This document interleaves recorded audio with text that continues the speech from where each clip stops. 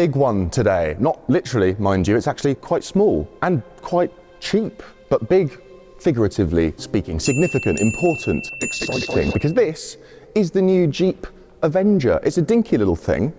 It's the first ever pure electric Jeep, and as of a few days ago, it was voted European Car of the Year, which is quite an odd award to give in January. So what on earth is all the fuss about? What is so incredible about this car? Are we looking at the new king of small-ish, cheap-ish EVs, an MG4 killer? I don't know, I just got here, barely looked at it, to be honest with you. So let's find out together. Like the Fully Charged Show? Then you will love our 6 live shows being held around the world in 2023, starting with Sydney, Australia on March the 11th and 12th. Let's talk about that award first very quickly, because it really is no joke. This is an annual award judged by 57 motoring journalists from 22 different countries across Europe. Previous EV winners include the original Nissan Leaf, the Kia EV6, and actually this year the top 3 were all electric. The Jeep beat the VW ID Buzz and the Nissan Ariya, 2 outstanding electric cars. So this is high praise. I really can't wait to find out what all the fuss is about for myself. Now, we're going to start the poking and prodding and the stuff that you came here to see in just a second, but the overarching question in this video is this a good car, a great car, or a game changer for the Jeep brand? About a year and a half ago, we had a first look at the Kia EV6 in a studio, and I said in that video that this looks like being one of those cars that all by itself can completely transform the fate and future of the brand that made it. Could this be that car? So let's have a little look around it, shall we? Starting at the front, unmistakably Jeep, thanks particularly to this grille, which is not really a grille at all. It's now a house for sensors, but it's a very Jeep thing to have, and it remains air intake down there to let the battery breathe. Really like the way they've split the headlights in two, with the DRLs across the top and then the main beams down here. Not dissimilar to what BMW did with the recent i7, although less visually upsetting than that car in this reviewer's opinion. Love the colour on this launch car, sort of matte gold, really eye-catching, and just a very brawny, muscular thing. As we come around the side, you're not going to believe me when I tell you that this car is only 4 and a tiny bit meters long. It's shorter than an MG4. It's shorter than a smart #1. It doesn't really look that because it is so Jeepy and muscular and quite high riding, but this is a small car. It's a B segment SUV.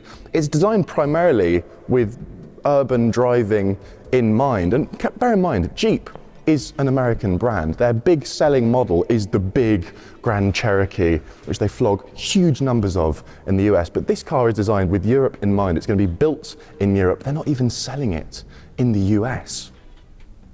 That being said, this is not just an urban runabout. It wants to be all things to all people. It wants to be capable on long motorway drives. It wants to be off-road capable, as Jeeps always are. Although bearing in mind this launch car is front-wheel drive only, all-wheel drive variants will follow.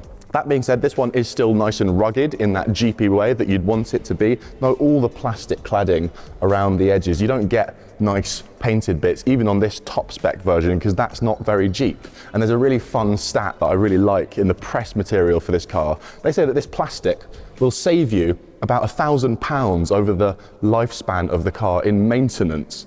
I think it's probably quite a lot more than that if you live in southern Italy or are my mum, for example. Yes, Carolyn, I'm still cross about you curbing my Polestar. I'm not over it.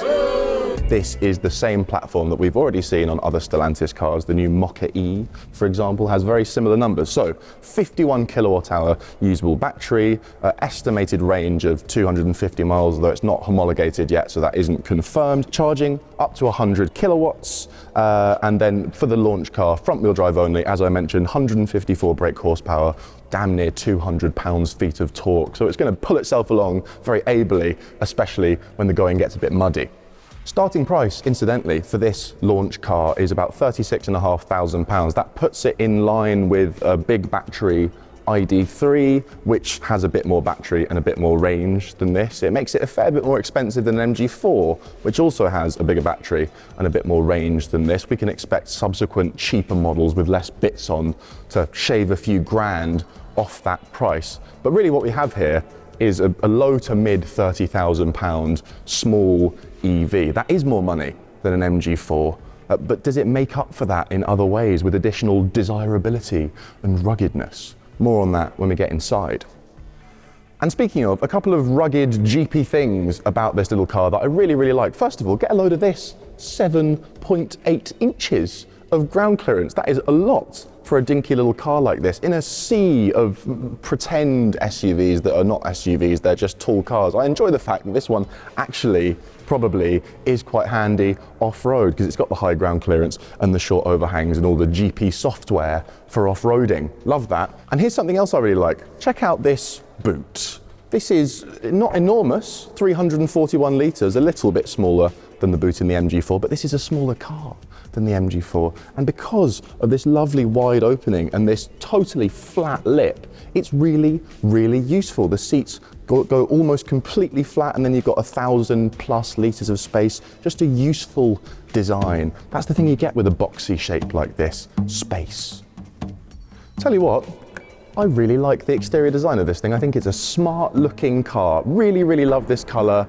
Got a lot of presence on the road, but actually the interior is even more interesting because, steering wheel's on that side, hang on.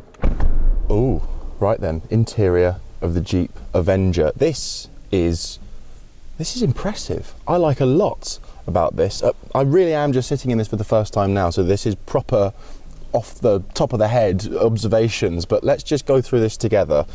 Visually, great looking, really, really smart design in here. I like this body coloured piece. This will actually be gold on all the versions. That's not gold because the outside's gold, that's just how it comes, but I like it. And storage is something that they've really prioritised in here, which is boring but important. So we've got the glove box here, we've got this one down here which is adjustable, we've got this with this funky iPad-esque lid, which, oops. We've got this little shelf here. This is my favourite. Look at this shelf that goes 2/3 the width of the dash. That's so handy just for popping your stuff down. You're not going to lose it. It's in sight. And because this is a Jeep and it's rugged, everything has these mats that you can pull out, wipe down, put back in case your child manages to somehow vomit in there. It's easy to clean. That's useful. What else have we got? We've got two 10 and a bit inch screens, not too big, not too big. They've not gone excessive on the tech in here. And look at this, we've got a bank of physical buttons for the climate control. They feel nice to press, they don't vanish, they're always there, they're easy to find while you're driving.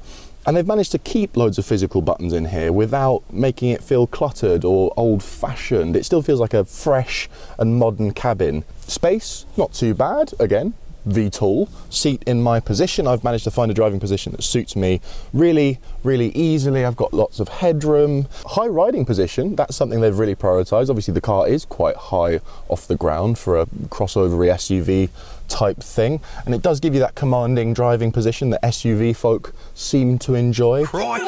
And I'll tell you what I really like about this cabin. It looks great, it's got all the useful tech that you want, but they haven't overdone it. This is the launch car, the top of the range version with all the bells and whistles, but it doesn't have too many bells and whistles. So yes, we've got Android Auto and Apple CarPlay Wireless. That's actually as standard. And yes, in this fancy version, we've got the wireless phone charger and we've got the reversing cameras and we've got the adaptive cruise control, but we don't have leather seats. We've got this kind of sporty, outdoorsy looking material. We don't have a heads-up display. We don't have 50-inch screens, just sufficiently sized, fairly compact ones.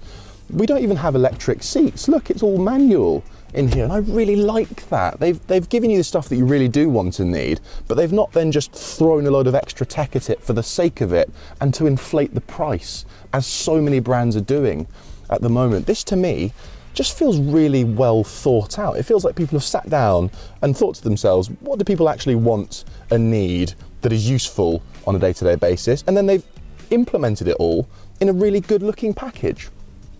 Not sure about this though. Backseat jack test, Jeep Avenger. Now Jeep claims that this car will comfortably fit 5 adults, but not, as you can see, if one of them's me. Yeah, that's...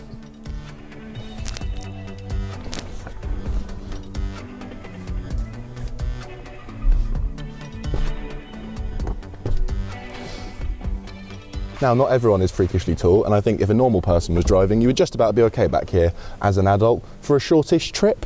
It's only a wee car, so I sort of forgive it. And there is a useful sized boot behind me. What I will say is that this car does sit on a multi-energy platform, which is to say that they engineer this platform to be used for petrol and hybrid and electric variants. And as such, you may just not be getting quite as much cabin space for the footprint of the car as you would on something like an ID3 or an MG4 that are designed purely as EVs.